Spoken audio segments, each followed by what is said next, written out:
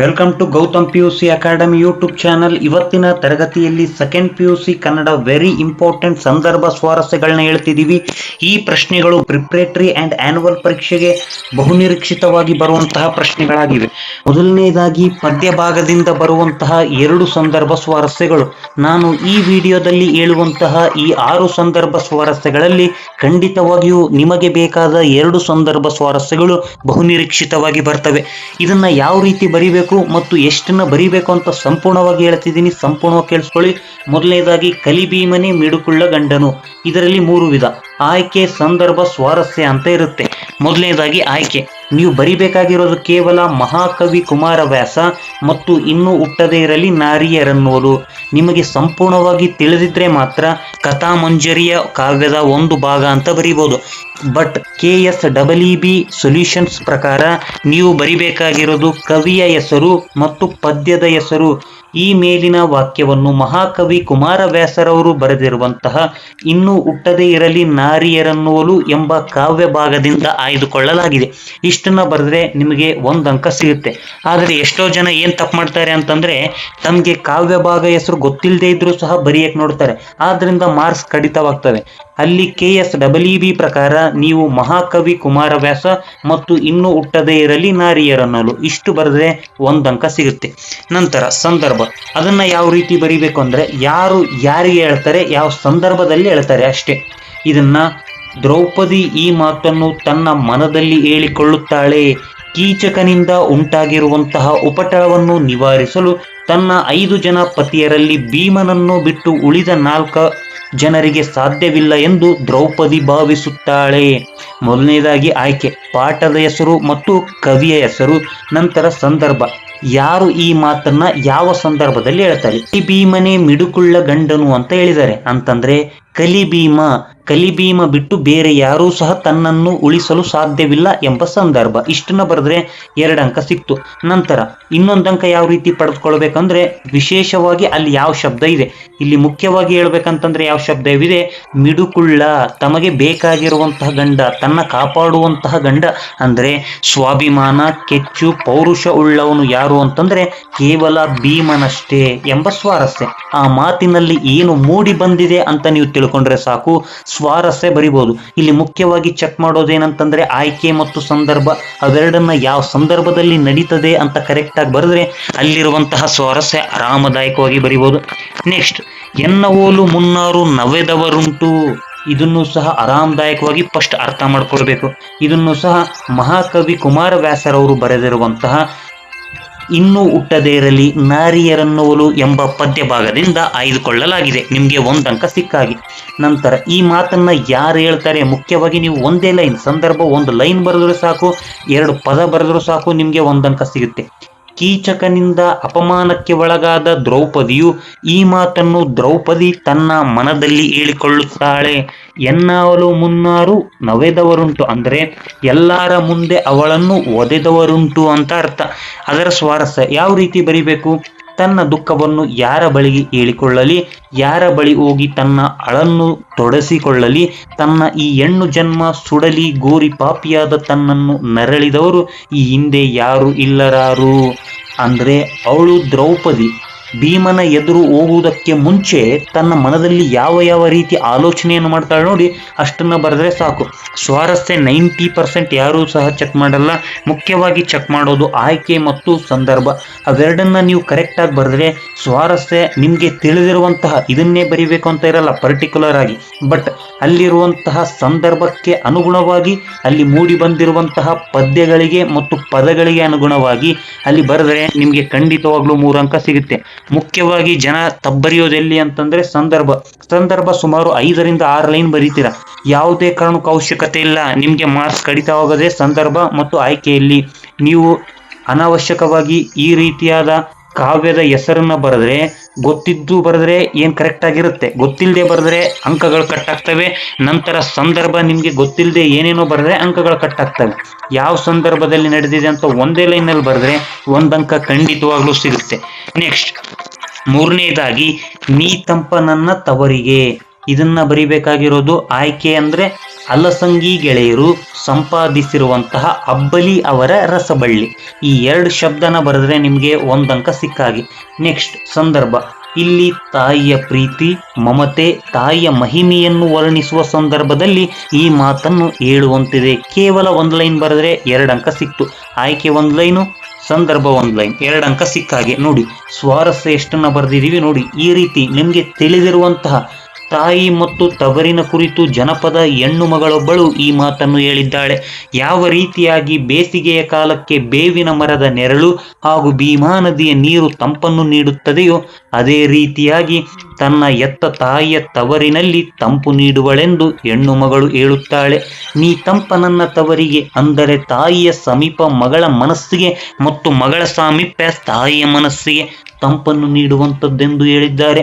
ಪರಸ್ಪರ ತಾಯಿ ಮತ್ತು ಮಗಳ ಪ್ರೀತಿ, ಮಮತೆ ಮತ್ತು ಅನನ್ಯತೆಯು ಇಲ್ಲಿ ಕಾಣಬಹುದು. ನೀವು ಯಾವುದೇ ಕಾರಣಕ್ಕೂ ಸ್ವಾರಸ್ಯನ ಕಡಿಮೆ ಮಾತ್ರ ಬರಿಬೇಡಿ. ನಿಮಗೆ ಯಾವ ಯಾವ ಶಬ್ದ ಅಲ್ಲಿ ಕಾಣ್ತವೆ ಆ ಶಬ್ದಕ್ಕೆ ಅನುಗುಣವಾಗಿ ಸ್ವಾರಸ್ಯನ ಮೂಡಿಸ್ತಾ ಹೋಗಿ. ಆದರೆ ದಯವಿಟ್ಟು ಎಲ್ಲರೂ ಆಯ್ಕೆ ಮತ್ತು ಸಂದರ್ಭ ನಿಮಗೆ 3 ಅಂಕ ಪಡಿಬೇಕು ಅನ್ನೋ ಉತ್ಸಾಹ ಇದ್ರೆ ಮಾತ್ರ ಆಯ್ಕೆ ಮತ್ತು ಸಂದರ್ಭ ಕೇವಲ 1 ಲೈನು ಅಥವಾ 2 ಲೈನ್ನಲ್ಲಿ ಮಾತ್ರ ಪೂರ್ಣಗೊಳಿಸಿ. ಇಲ್ಲ ನನಗೆ ಅಂಕಗಳು ಕಡಿತ ಆದ್ರೂ ಪರವಾಗಿಲ್ಲ ಅಂತಂದ್ರೆ ಏನೇನೋ ಬರಿಬಹುದು. ಸ್ವಾರಸ್ಯ ಮಾತ್ರ ಖಂಡಿತವಾಗ್ಲೂ ತುಂಬಾ ಅಂದ್ರೆ ತುಂಬಾನೇ ಬರಿಬೇಕು.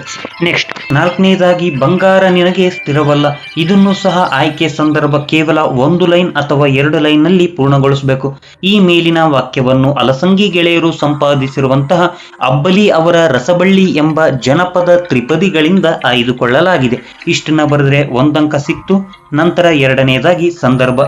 ಈ ತ್ರಿಪದಿಯಲ್ಲಿ ಸಿರಿತನದ ಗರ್ವದಲ್ಲಿ ಮೆರೆಯುವವರಿಗೆ ಮತ್ತು ಸಿರಿ ಸಂಪತ್ತು ಶಾಶ್ವತವಲ್ಲ, ಅವುಗಳನ್ನು ನೆಚ್ಚಿ ಬದುಕು ಸಾಗಿಸುವವರಿಗೆ ಬುದ್ಧಿವಾದವನ್ನು ಹೇಳುವಂತಹ ಸಂದರ್ಭವಾಗಿದೆ. ಇಷ್ಟನ್ನ ಬರೆದ್ರೆ 2 ಅಂಕ ಸಿಗುತ್ತು. ಆದರೆ ಸ್ವಾರಸ್ಯನ ಮಾತ್ರ ಯಾವುದೇ ಕಾರಣಕ್ಕೂ ಕಡಿಮೆ ಬರೀಬಾರದು. ಇದನ್ನೊಂದನ್ನ ಸಂಪೂರ್ಣವಾಗಿ ತಿಳ್ಕೊಳ್ಳಿ. ಆಯ್ಕೆ ಮತ್ತು ಸಂದರ್ಭ ಕೇವಲ 2 ಲೈನ್ನಲ್ಲಿ ಪೂರ್ಣಗೊಳಿಸುವಂತಹ ಉತ್ತರ ಬರೀರಿ. ಏಕಂತಂದ್ರೆ ವ್ಯಾಲ್ಯುವೇಟರ್ಗೆ ಅದನ್ನ 2 ಲೈನ್ ನೋಡಿದ ತಕ್ಷಣ ಗೊತ್ತಾಗ್ಬಿಡಬೇಕು ಈ ವಿದ್ಯಾರ್ಥಿಯು ಪಾಠದ ಹೆಸರು ಮತ್ತು ಕವಿಯ ಹೆಸರನ್ನು ಬರೆದಿದ್ದಾನೆ ಎಂದು ಆಯ್ಕೆಯಲ್ಲಿ ಗೊತ್ತಾಗಬೇಕು.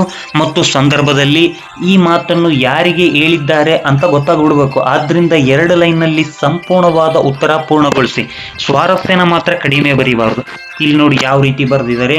ಸಿರಿತನ ಬಂದಾಗ ಅಹಂಕಾರದಿಂದ ಮೆರೆಯಬಾರದು, ಬಂಗಾರದ ಬಳೆ ತೊಟ್ಟು ಅಂದರೆ ಸಿರಿತನದ ಗರಿಮೆಯಲ್ಲಿ ಗರ್ವ ಪಡಬಾರದು. ಸಿರಿತನ ಶಾಶ್ವತವಲ್ಲ, ಸಿರಿತನ ಬಂದಾಗ ಬಡವರನ್ನು ಬೈಯಬಾರದು ಅಂದರೆ ಅವರನ್ನು ಕೀಳು ದೃಷ್ಟಿಯಿಂದ ನೋಡಲೇಬಾರದು. ಸಿರಿತನ ಮಧ್ಯಾಹ್ನದ ಬಿಸಿಲಿನಂತೆ ಸ್ವಲ್ಪ ಸಮಯ ಇರುವಂಥದ್ದು, ಆದರೆ ಬಂಗಾರ ಶ್ರೀಮಂತಿಕೆಗಳೆಲ್ಲ ಶಾಶ್ವತವಲ್ಲ. ಮಧ್ಯಾಹ್ನ ಬಿಸಿಲು ಸಂಜೆಯ ಕಡೆ ಹೊರಳಲು ಹೆಚ್ಚು ಸಮಯ ಬೇಕಾಗಿಲ್ಲ. ಆದ್ದರಿಂದ ಯಾವುದೇ ಕಾರಣಕ್ಕೂ ಬಂಗಾರ ನಿನಗೆ ಸ್ಥಿರವಲ್ಲ ಅಂದರೆ ಬಡತನ ಸಿರಿತನಗಳು ಶಾಶ್ವತವಲ್ಲ ಎಂಬ ಈ ಮಾತಿನಿಂದ ತಿಳಿದು ಬರುತ್ತದೆ. ಈ ರೀತಿಯಾಗಿ ಬರೆದ್ರೆ 3 ಅಂಕ ಖಂಡಿತವಾಗ್ಲೂ ಸಿಗುತ್ತೆ. ನಂತರ 5ನೇದಾಗಿ ಯಾವ ರೀತಿ ಬರೆದಿದ್ದಾರೆ ನೋಡಿ. ಮಾತೆ ಮರೆತು ಹೋಗಿದೆ ಕಣೆ. ಆಯ್ಕೆ. ಈ ಪದ್ಯದಲ್ಲಿ ಯಾವ ಅಂಶ ಮೂಡು ಬರುತ್ತದೆ ಮುಖ್ಯವಾಗಿ ನೋಡ್ಕೊಳ್ಳಿ. ಕೊನೆಯದಾಗಿ ಶ್ರೀಮತಿ ಲಲಿತಾ ಸಿದ್ದಬಸವಯ್ಯರವರು ಬರೆದಂತಹ ಒಂದು ಹೂ ಹೆಚ್ಚಿಗೆ ಇಡ್ತೀನಿ ಎಂಬ ಪದ್ಯ ಭಾಗದಿಂದ ಆಯ್ದುಕೊಳ್ಳಲಾಗಿದೆ. ಸಾಕಿಷ್ಟೇ ಸಾಕು. ನೋಡಿ ಆಯ್ಕೆಯಲ್ಲಿ ಎಷ್ಟಿದೆ? ಕೇವಲ ಆ ಪದ್ಯದ ಬರೆದಿರುವಂತಹ ಕವಿಯ ಹೆಸರು, ನಂತರ ಆ ಪದ್ಯದ ಹೆಸರು. ಇಷ್ಟನ್ನ ಬರೆದ್ರೆ 1 ಅಂಕ ಖಂಡಿತವಾಗ್ಲೂ ಸಿಗುತ್ತೆ. ಸಂದರ್ಭ ನೋಡಿ ಎಷ್ಟು ಚಿಕ್ಕದಾಗಿ ಬರೆದಿದ್ದಾರೆ. ಪ್ರತಿಯೊಂದಕ್ಕೂ ಇಷ್ಟೇ ಬರೆಯಕ್ಕೆ ಪ್ರಯತ್ನ ಪಡಿ. ಈ ಮಾತು ಮುದುಕಿಯು ತನ್ನೊಳಗೆ ದೇವರಲ್ಲಿ ಸಲ್ಲಿಸಿರುವಂತಹ ಪ್ರಾರ್ಥನೆ. ಅಂದರೆ ಒಂದು ಹೂ ಹೆಚ್ಚಿಗೆ ಇಡುತ್ತೀನಿ ನಿನ್ನ ಗಟ್ಟಿ ಪಾದಕ್ಕೆ. ಇದನ್ನ ಆ ದೇವರಿಗೆ ಮುದುಕಿಯು ಸಲ್ಲಿಸುತ್ತಾಳೆ. ಸ್ವಾರಸ್ಯನ ನೋಡಿ ಎಷ್ಟು ಬರೆದಿದ್ದಾರೆ. ಏಕಂತಂದ್ರೆ ಸ್ವಾರಸ್ಯ ಅಲ್ಲಿ ನಮ್ಗೆ ಯಾವ್ಯಾವ ಪದ ಅರ್ಥವಾಗ್ತದೋ ಸಂಪೂರ್ಣವಾಗಿ ಬರಿಬೇಕು. ಸ್ವಾರಸ್ಯ. ಮುದುಕನಿಂದ ಕರೆ ಬಂದ ಸಮಯದಲ್ಲೇ ಮಗನ ಕಾರು ಮೊಮ್ಮಗಳ ಸ್ಕೂಟಿ ಹೊರಟು ಸದ್ದು ಕೇಳಿದೆ. ಮೊಮ್ಮಗ ಸ್ಕೂಲಿಗೆ ಹೋಗುವ ವ್ಯಾನು ಬಂದಾಯಿತು. ಇನ್ಯಾರಿಗೂ ಅಡ್ಡಿ ಅಂದರೆ ಸೊಸೆ. ಅವಳಿಗೂ ಹೊರಗಡೆಯ ಕೆಲಸ ಸಲ್ಲಿಸಿದರೆ ತಮ್ಮ ಮುದುಕನೊಂದಿಗೆ ಸ್ವಲ್ಪ ಹೊತ್ತು ನಿರಾಳವಾಗಿ ಮಾತನಾಡಿಕೊಳ್ಳಬಹುದು ಅಂತ ಆಲೋಚನೆ ಮಾಡ್ತಾಳೆ. ಒಂದು ವೇಳೆ ಆ ದೇವರು ಅವಳ ಸೊಸೆಗೂ ಸಹ ಒಂದು ಕೆಲಸವನ್ನು ಹೊರಗೆ ನೀಡಿದರೆ ಒಂದು ಹೂ ಹೆಚ್ಚಿಗೆ ಇಡ್ತೀನಿ ನಿನ್ನ ಗಟ್ಟಿ ಪಾದಕ್ಕೆ ಅಂದರೆ ಈ ಅವಕಾಶ ಮಾಡಿಕೊಟ್ರೆ ತನ್ನ ಮನೆದೇವರಾದ ಗುಟೆ ಮಲ್ಲಪ್ಪನಿಗೆ ಒಂದು ಹೂ ಹೆಚ್ಚಿಗೆ ಇಡುವುದಾಗಿ ಮುದುಕಿಯು ಸಲ್ಲಿಸುವಂತಹ ಪ್ರಾರ್ಥನೆಯಾಗಿದೆ. ನೀವು ಇನ್ನೂ ಹೆಚ್ಚಿಗೆ ಬರೀಬಹುದು ಅಥವಾ ಇನ್ನೂ ಕಡಿಮೆ ಬರೀಬಹುದು. ಆದರೆ ಸ್ವಾರಸ್ಯ ಮಾತ್ರ ಒಂದು 3ರಿಂದ 4 ಲೈನ್ ಕಡಿಮೆ ಅಂದ್ರೂ ಇರಲಿ. ಕೊನೆಯದಾಗಿ ಈ ವೆರಿ ಇಂಪಾರ್ಟೆಂಟ್ ಬರುವಂಥದ್ದು ಏನಂತಂದ್ರೆ, ಈ ಮುಟ್ಟುವಿಕೆ ನಾನು ಊಹಿಸದೇ ಇದ್ದನ್ನು ಮಾಡಿದೆ. ಅಂದರೆ ಪದ್ಯ ಭಾಗದಿಂದ ಬರುವಂತಹ ಪ್ರಶ್ನೆಗಳು. ಈ ಪ್ರಶ್ನೆಗಳು ಎಷ್ಟು ಇಂಪಾರ್ಟೆಂಟ್ ಅಂತಂದ್ರೆ ವೆರಿ ವೆರಿ ಇಂಪಾರ್ಟೆಂಟ್. ಪ್ರತಿ ವರ್ಷ ಈ ರೀತಿ ಪ್ರಶ್ನೆಗಳನ್ನ ಕೇಳ್ತಾರೆ, ಆದ್ರಿಂದ ಕರೆಕ್ಟ್ ಆಗಿ ನೋಡ್ಕೊಳ್ಳಿ. ಈ ಮುಟ್ಟುವಿಕೆ ನಾನು ಊಹಿಸದೇ ಇದ್ದದ್ದನ್ನು ಮಾಡಿದೆ ಅಂದರೆ ಆಯ್ಕೆ ಯಾವ ರೀತಿ ಬರೀಬೇಕು? ಪಿ ಲಂಕೇಶ್ ಅವರ ಮುಟ್ಟಿಸಿಕೊಂಡವನು ಎಂಬ ಕಥೆಯಿಂದ ಆರಿಸಿಕೊಳ್ಳಲಾಗಿದೆ. ಈ ವಾಕ್ಯವನ್ನು ಪಿ ಲಂಕೇಶ್ ಅವರು ಬರೆದಿರುವಂತಹ ಮುಟ್ಟಿಸಿಕೊಂಡವನು ಎಂಬ ಗದ್ಯದಿಂದ ಆರಿಸಿಕೊಳ್ಳಲಾಗಿದೆ. ಸಂದರ್ಭ: ಡಾಕ್ಟರ್ ತಿಮ್ಮಪ್ಪನನ್ನು ಬಸಲಿಂಗನನ್ನು ಮುಟ್ಟಿ ಕಣ್ಣಿನ ಆಪರೇಷನ್ ಮಾಡಿದ್ದರು. ಆ ಕಾರಣದಿಂದ ಬಸಲಿಂಗನಿಗೆ ಡಾಕ್ಟರ್ ತಿಮ್ಮಪ್ಪನವರ ಬಗ್ಗೆ ಅಸ್ಪೃಶ್ಯತಾ ಮನೋಭಾವನೆ ಉಂಟಾದಾಗ ಈ ಮಾತನ್ನು ಡಾಕ್ಟರ್ ತಿಮ್ಮಪ್ಪ ತನ್ನಲ್ಲಿಯೇ ಹೇಳಿಕೊಳ್ಳುತ್ತಾರೆ. ಇಷ್ಟನ್ನ ಬರೆದ್ರೆ ನಿಮ್ಗೆ 2 ಅಂಕ ಸಿಕ್ಕಾಗೆ. ಇದರ ಬಗ್ಗೆ ಏನು ಒತ್ತಿ ಹೇಳೋ ಅವಶ್ಯಕತೆ ಇಲ್ಲ, ಯಾಕಂತಂದ್ರೆ ಇದು ಮೊದಲನೇ ಅಧ್ಯಾಯ ಆಗಿರೋದ್ರಿಂದ ಸಂಪೂರ್ಣವಾಗಿ ಎಲ್ಲರೂ ಸಹ ಇವುಗಳನ್ನ ಬಾಯ್ಪಾಠ ಹಾಕ್ಬಿಟ್ಟಿರ್ತಾರೆ. ಈ ಪಾಠನೂ ಸಂಪೂರ್ಣವಾಗಿ ಅರ್ಥ ಆಗಿರುತ್ತೆ, ಆದ್ರಿಂದ ಇದನ್ನೇನು ಒತ್ತಿ ಹೇಳೋ ಅವಶ್ಯಕತೆ ಇಲ್ಲ. ಸ್ವಾರಸ್ಯ ನೋಡಿ ಯಾವ ರೀತಿ ಬರೆದಿದ್ದಾರೆ. ಬಸಲಿಂಗನು ತನ್ನ ಅಜಾಗರೂಕತೆಯಿಂದ ಎಡಗಣ್ಣನ್ನು ಕಳೆದುಕೊಂಡನು. ಆದರೆ ಕೆಲವು ದಿನಗಳ ನಂತರ ಬಲಗಣ್ಣಿನಲ್ಲೂ ಸಹ ನೋವು ಪ್ರಾರಂಭವಾಯಿತು. ಆಗ ಅವನು ಆಸುಪಾಸಿನಲ್ಲಿದ್ದ ಡಾಕ್ಟರ್ನೆಲ್ಲ ನೋಡಿದ. ಕೊನೆಗೆ ತನ್ನ ಉಡಾಫೆ ಶೈಲಿಯಲ್ಲಿ ತಿಮ್ಮಪ್ಪನವರನ್ನು ಕಂಡ. ಅವನಿಗಾಗಿದ್ದ ಬದಲಾವಣೆ ಗಮನಿಸಿದ ತಿಮ್ಮಪ್ಪನವರು ನೋವಿನಿಂದ, ಬಸಲಿಂಗಪ್ಪ, ನಾನು ನಿನ್ನನ್ನು ಮುಟ್ಟಿದ್ದು ವೈದ್ಯನಾಗಿ, ಆದರೆ ನಿನ್ನಂಥ ಮುಗ್ಧ ಮನಸ್ಸಿನಲ್ಲೂ ಸಹ ಈ ಮುಟ್ಟುವಿಕೆ ನಾನು ಊಹಿಸದೇ ಇದ್ದದ್ದನ್ನು ಮಾಡಿದೆ ಎಂದು ಹೇಳಿದರು. ಈ ಮುಟ್ಟುವಿಕೆ ನಾನು ಊಹಿಸದೇ ಇದ್ದದ್ದನ್ನು ಮಾಡಿದೆ. ಬಸಲಿಂಗನ ಕಾಯಿಲೆ ದೇಹದ ಮಟ್ಟದಿಂದ ಮಾನಸಿಕ ಸ್ತರವನ್ನು ತಲುಪಿದ್ದನ್ನು ಗಮನಿಸಿ ತಿಮ್ಮಪ್ಪ ಮೇಲಿನ ಮಾತನ್ನು ಹೇಳುತ್ತಾರೆ. ಸ್ವಾರಸ್ಯ ಇಷ್ಟು ಬರಿಬೇಕಂತೇನಿಲ್ಲ, ಸ್ವಲ್ಪ ಕಡಿಮೆ ಆದರೂ ಬರಿಬೋದು. ಇಲ್ಲ ನಾನು ಏನಾದರೂ ಬರಿತೀನಿ ಸರ್ ಒಂದು 5ರಿಂದ 6 ಲೈನ್ ಅಂದ್ರೆ ಆರಾಮದಾಯಕವಾಗಿ ಬರಿಬೋದು. 1 ಅಂಕ ಇದಕ್ಕೆ ಸಿಗುತ್ತೆ, ಆಯ್ಕೆಗೆ 1 ಅಂಕ ಖಂಡಿತವಾಗ್ಲೂ ಸಿಗುತ್ತೆ, ಸಂದರ್ಭಕ್ಕೆ ಆಟೋಮೆಟಿಕ್ಲಿ ಸಿಗುತ್ತೆ. ಸ್ವಾರಸ್ಯ ಸ್ವಲ್ಪ ಜಾಸ್ತಿ ಇದ್ರೆ ಸಿಗೋ ಸಾಧ್ಯತೆ ಹೆಚ್ಚಾಗಿರುತ್ತೆ. ನಂತರ ಅವನು ನನ್ನಷ್ಟೇ ಒಳ್ಳೆಯ ಡಾಕ್ಟರ್, ಏನೂ ತಪ್ಪು ತಿಳ್ಕೋಬೇಡ. ಆಯ್ಕೆ ಇದನ್ನು ಸಹ ಪಿ ಲಂಕೇಶ್ ರವರ ಮುಟ್ಟಿಸಿಕೊಂಡವನು ಎಂಬ ಗದ್ಯಪಾಠದಿಂದ ಆರಿಸಲಾಗಿದೆ. ಸಂದರ್ಭ: ಡಾಕ್ಟರ್ ತಿಮ್ಮಪ್ಪ ಬಸಲಿಂಗನಿಗೆ, ನೀನು ನನ್ನನ್ನು ಮುಟ್ಟಿಸಿಕೊಳ್ಳದಿದ್ದರೂ ಪರವಾಗಿಲ್ಲ. ಈ ಮಾತನ್ನು ಡಾಕ್ಟರ್ ತಿಮ್ಮಪ್ಪನವರು ಬಸಲಿಂಗನಿಗೆ ಹೇಳಿದರು. ಅಂದ್ರೆ ಇದನ್ನ ಯಾರು ಹೇಳ್ತಾರೆ? ಡಾಕ್ಟರ್ ತಿಮ್ಮಪ್ಪ. ಅವರು ಸಹ ನನ್ನಷ್ಟೇ ಒಳ್ಳೆಯ ಡಾಕ್ಟರ್, ಏನ್ ತಪ್ಪು ತಿಳ್ಕೋಬೇಡ, ಅವ್ರ ಕಡೆ ಹೋಗುವಂತ ಆ ಡಾಕ್ಟರ್ ಹೆಸರು ಸಹ ಮೆನ್ಷನ್ ಮಾಡ್ಬೋದು ಅಥವಾ ಮೆನ್ಷನ್ ಮಾಡದೇನೂ ಇರ್ಬೋದು. ಸ್ವಾರಸ್ಯ ನೋಡಿ ಯಾವ ರೀತಿ ಬರೆದಿದ್ದಾರೆ. ಬಸಲಿಂಗನ ಎಡಗಣ್ಣು ಪೂರ್ತಿ ಇಲ್ಲವಾಗಿ ನೋವು ಹೊರಟಿ ಹೋಗುವಂತೆ ಬಲಗಣ್ಣಿನಲ್ಲೂ ನೋವು ಕಾಣಿಸಿಕೊಂಡಿತು. ಇದನ್ನು ಕಂಡಂತಹ ಡಾಕ್ಟರ್ ತಿಮ್ಮಪ್ಪ ಬಸಲಿಂಗನಿಗೆ ಏನಂತ ಸಜೆಷನ್ ಮಾಡ್ತಾರೆ? ನೀನು ಡಾಕ್ಟರ್ ಚಂದ್ರಪ್ಪರವರ ಬಳಿ ಹೋಗು, ಅವರು ಸಹ ನನ್ನಷ್ಟೇ ಒಳ್ಳೆಯ ಡಾಕ್ಟರ್, ಏನೂ ತಪ್ಪು ತಿಳ್ಕೋಬೇಡ, ಅವರು ಒಳ್ಳೆಯವರೇ ಅಂತ ಹೇಳ್ತಾರೆ. ಅಲ್ಲಿಗೆ ಬಸಲಿಂಗ ಹೋಗ್ತಾನೆ. ಇಷ್ಟನ್ನ ಬರೆದ್ರೆ ಸ್ವಾರಸ್ಯ ಕಂಪ್ಲೀಟ್ ಆಗಿ ಮುಗ್ತದೆ. ಸ್ವಾರಸ್ಯ ಬರೆಯೋಕ್ಕಿಂತ ಮುಂಚೆ ನೀವು ಅರ್ಥ ಮಾಡ್ಕೋಬೇಕಾಗಿರೋದು, ಇದನ್ನ ಓದಿ ಸಂಪೂರ್ಣವಾಗಿ ನಾನು ಬರಿತೀನಿ ಅನ್ನೋದು ತಪ್ಪು ಕಲ್ಪನೆ. ನಿಮ್ಗೆ ಇದರಲ್ಲಿ ಏನು ಅರ್ಥ ಆಗಿರುತ್ತೆ, ನಾನು ಈಗ ಏನೇನು ಹೇಳಿದೀನಿ ಪ್ರತಿಯೊಂದು ಸಂದರ್ಭನ ಮಾತ್ರ ಖಂಡಿತವಾಗ್ಲೂ ಇದನ್ನೇ ಬರೀರಿ. ಇದನ್ನ ಬರೆದ್ರೆ ನಿಮ್ಗೆ ಯಾವುದೇ ಕಾರಣಕ್ಕೂ ಅಂಕ ಕಡಿತ ಆಗಲ್ಲ. ನೀವು ಆಯ್ಕೆನ ಆ ಪಾಠದ ಹೆಸರು ಅಥವಾ ಪದ್ಯದ ಹೆಸರು, ಆ ಕವಿಯ ಹೆಸರನ್ನ ಮಾತ್ರ ಬರೀರಿ. ಈ 2 ಅಂಶಗಳನ್ನ ಬಿಟ್ಟು ಬೇರೆ ಒಂದು ಅಕ್ಷರನೂ ಸಹ ಸೇರ್ಸೋಕೆ ಹೋಗ್ಬೇಡಿ. ನಂತರ ಸಂದರ್ಭದಲ್ಲೂ ಸಹ ಅವರು ಯಾರು, ಆ ಮಾತನ್ನು ಹೇಳಿದವ್ರು ಯಾರು ಅಂತ ಗೊತ್ತಿದ್ರೆ ಅಷ್ಟನ್ನ ಬರೆದು ಕಂಪ್ಲೀಟ್ ಆಗಿ ಬಿಟ್ಬಿಡಿ. 1 ಲೈನಲ್ಲಿ ಹಿಡಿದ್ರೆ ಅಷ್ಟನ್ನೇ ಬರೀರಿ, ಯಾಕಂದ್ರೆ 1 ಅಂಕ ಖಂಡಿತವಾಗ್ಲೂ ಸಿಗುತ್ತೆ. ಆದ್ರೆ ಸ್ವಾರಸ್ಯನ ಮಾತ್ರ ಒಂದು 3ರಿಂದ 4 ಲೈನ್ ಕಡಿಮೆ ಅಂದ್ರೂ ನೀವು ಬರೀಲೇಬೇಕು. ಆದ್ದರಿಂದ ಸ್ವಾರಸ್ಯ ಸ್ವಲ್ಪ ಜಾಸ್ತಿ ಬರೀರಿ.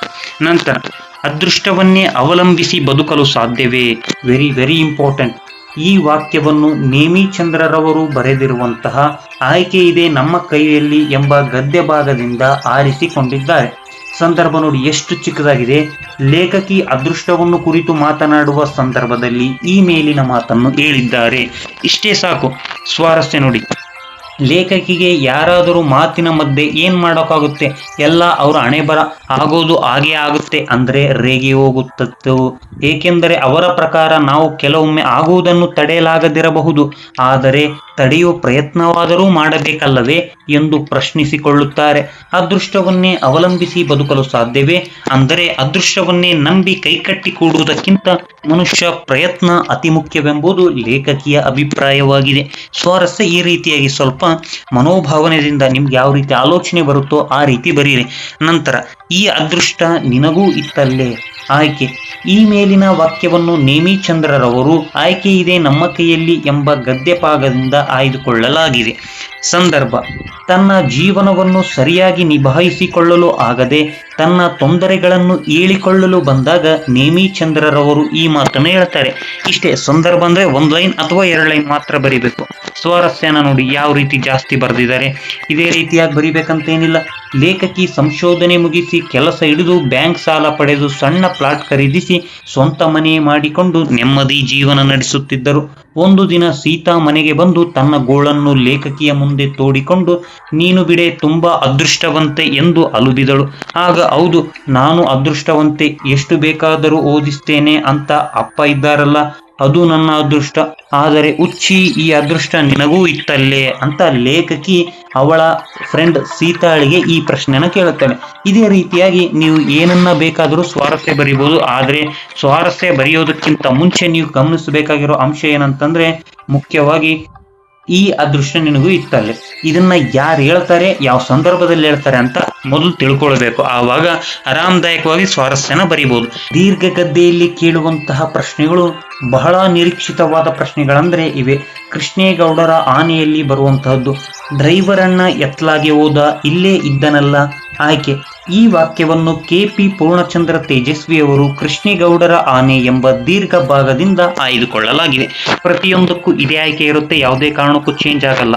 ಸಂದರ್ಭ: ಶಿವೇಗೌಡರ ಸಾಮಿಲಿನಲ್ಲಿ ರಾತ್ರಿ ಕಳ್ಳನಾಟ ಇಳಿಸಲು ವೇಲಾಯುಧ ಬಂದಿರುತ್ತಾನೆ. ಆನೆ ಲಾರಿಯನ್ನು ಉರುಳಿಸಿದ್ದರಿಂದ ಲಾರಿ ಜಾಕ್ ಬಿದ್ದು ಡ್ರೈವರ್ ಸಾವನ್ನಪ್ಪುತ್ತಾನೆ. ಈ ಸಂದರ್ಭದಲ್ಲಿ ಲಾರಿ ಬಿದ್ದಿರುವುದನ್ನು ನೋಡಿ ಕ್ಲೀನರ್ ನಾಯರ್ ಗೊಣಗುತ್ತಾ ಈ ಮೇಲಿನ ಮಾತನ್ನು ಹೇಳುತ್ತಾನೆ. ಇಷ್ಟು ಬರೆದ್ರೆ ನಿಮ್ಗೆ 2 ಅಂಕ ಸಿಕ್ಕಾಗಿ.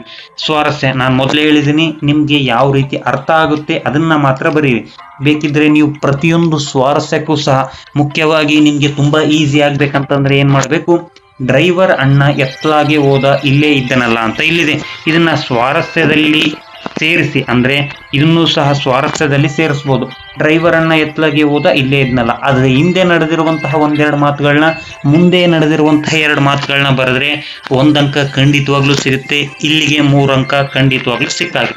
ವೆಪನ್ ಸರ್, ವೆಪನ್ ನಮಗೆ ಮುಖ್ಯ. 2ನೇದಾಗಿ ಇದನ್ನು ಸಹ ಅಷ್ಟೇ, KP ಪೂರ್ಣಚಂದ್ರ ತೇಜಸ್ವಿ ಅವರು ಕೃಷ್ಣೇಗೌಡರ ಆನೆ ಎಂಬ ದೀರ್ಘ ಗದ್ದೆಯಿಂದ ಆಯ್ದುಕೊಳ್ಳಲಾಗಿದೆ. ಯಾವ ಸಂದರ್ಭದಲ್ಲಿ ಹೇಳ್ತಾರೆ ನೋಡಿ, ಫಾರೆಸ್ಟ್ ಡಿಪಾರ್ಟ್ಮೆಂಟ್ನವರು ದುರ್ಗಪ್ಪನಿಂದ ಕೊಡಲಿಯನ್ನು ಜೂರತ ಮಾಡಿ ಕಸಿದುಕೊಂಡು ಹೋಗಿ ಆಫೀಸ್ನಲ್ಲಿ ಇಟ್ಟಿರುತ್ತಾರೆ. ಅದನ್ನು ನಿರೂಪಕರು ನಾಗರಾಜನ ಹತ್ತಿರ ಹೋಗಿ ತನ್ನ ಕೊಡಲಿ ಏಕೆ ತಂದು ಆಫೀಸ್ನಲ್ಲಿ ಇಟ್ಕೊಂಡಿದ್ದೀರಾ ಎಂದು ಕೇಳಿದಾಗ ಫಾರೆಸ್ಟರ್ ನಾಗರಾಜ್ ಈ ಮೇಲಿನ ಮಾತನ್ನು ನಿರೂಪಕರಿಗೆ ಹೇಳ್ತಾರೆ. ಇಷ್ಟೇ. ಮುಖ್ಯವಾಗಿ ನಾನು ಪದ್ಯದಲ್ಲಿ ಮಾತ್ರ ಈ ರೀತಿ ಬರೆಯೋದಿಲ್ಲ, ಪಾಠ ಮತ್ತು ದೀರ್ಘ ಪಾಠದಲ್ಲಿ ಆರಾಮದಾಯಕವಾಗಿ 3 ಅಂಕ ಗಳಿಸಬೇಕು. ಸ್ವಾರಸ್ಯನ ಏನೂ ಬರೆಯಕ್ಕೆ ತಲೆ ಓಡ್ತಿಲ್ಲ ಅಂತ ಅಂದಾಗ ನೀವೇನನ್ನ ಬರಿಬೋದು ಅಂತಂದಾಗ ಆಯ್ಕೆ ಅಂತರೂ ಗೊತ್ತಿದೆ, ಯಾವ ಪಾಠ, ಕವಿಯ ಹೆಸರು, ಸಂದರ್ಭ ಅಂತೂ ಗೆಸ್ ಮಾಡಬಹುದು. ಈ ಸ್ವಾರಸ್ಯನ ಅಲ್ಲಿ ಯಾವ ಒಂದು ಅಕ್ಷರದಿಂದ ಕೂಡಿರುತ್ತೆ, ವೆಪನ್ ಸರ್, ವೆಪನ್ ನಮಗೆ ಮುಖ್ಯ ಅಂತ ಇದೆ, ಅದನ್ನೇ ಸ್ವಾರಸ್ಯದಲ್ಲಿ ಮಿಕ್ಸ್ ಮಾಡಬೇಕು. ವೆಪನ್ ಸರ್, ವೆಪನ್ ನಮಗೆ ಮುಖ್ಯ, ಈ ರೀತಿಯಾಗಿ ಬರೆದ್ರೆ ಖಂಡಿತವಾಗ್ಲೂ ಸ್ವಾರಸ್ಯ ಪರಿಪೂರ್ಣವಾಗಿ ಮುಕ್ತಾಯಗೊಳ್ಳುತ್ತದೆ. ಕಂಬದ ಮೇಲೆ ಯಾಕೋ ಕೈಲಾಸ ಕಂಡ ಹಾಗೆ ಇದೆಯಲ್ಲ, ಆಯ್ಕೆ ಸೇಮ್ ಇರುತ್ತೆ. KP ಪೂರ್ಣಚಂದ್ರ ತೇಜಸ್ವಿ, ಕೃಷ್ಣೇಗೌಡರ ಆನೆ. 2 ಶಬ್ದನ ಮಾತ್ರ ನೆನ್ಪಿಟ್ಕೊಳ್ಳಿ. ಸಂದರ್ಭ: ಲೈನ್ಮ್ಯಾನ್ ತಿಪ್ಪಣ್ಣ 17ನೆಯ ಕಂಬದ ಮೇಲೆ ಕುಳಿತು ರಿಪೇರಿ ಮಾಡುತ್ತಿರುವಾಗ ಕರೆಂಟ್ ಹೊಡೆದು ಸತ್ತು ಹೋದ. ಈ ಸಂದರ್ಭದಲ್ಲಿ ಈ ಮಾತನ್ನು ಜೂನಿಯರ್ ಇಂಜಿನಿಯರ್ ರಮೇಶ್ ಬಾಬುಗೆ ಲೈನ್ಮ್ಯಾನ್ ಶಂಕರಪ್ಪ ಹೇಳುತ್ತಾನೆ. ಸ್ವಾರಸ್ಯ ಇಲ್ಲೇ ಇದೆ. ಕಂಬದ ಮೇಲೆ ಏಕೋ ಕೈಲಾಸ ಕಂಡ ಹಾಗೆ ಇದೆಯಲ್ಲ, ಅದರಲ್ಲೇ ಸ್ವಾರಸ್ಯನ ಆರಾಮದಾಯಕವಾಗಿ ನೀವೇ ಬರಿಬೋದು. ಇಲ್ಲಿರುವಂತಹದ್ದೇ ಬರಿಬೇಕಂತ ಏನಿಲ್ಲ. ಅಲ್ಲಿ ಯಾರು ಸತ್ತು ಹೋಗ್ತಾರೆ, ಸತ್ತು ಹೋಗಿದ್ದು ಯಾರು ಅದನ್ನ ಬರೀರಿ, ಮತ್ತು ಮೇಲಿರುವಂತಹ ವಾಕ್ಯವನ್ನೇ ಇಲ್ಲಿ ಬರೆದ್ಬಿಡಿ. ಖಂಡಿತವಾಗ್ಲೂ 1 ಅಂಕ ಸಿಗುತ್ತೆ. ಸ್ವಾರಸ್ಯನ ಮಾತ್ರ ಇಲ್ಲಿರೋದನ್ನೇ ಭಯಪಟ್ಟ ಹಾಕ್ಬೇಡಿ, ಆದ್ರೆ 1-2 ಸಲ ಓದಿ ಯಾವ ರೀತಿ ಬರಿಬೇಕು ಅಂತ ನಿಮ್ಗೆ ಅರ್ಥ ಆಗುತ್ತೆ.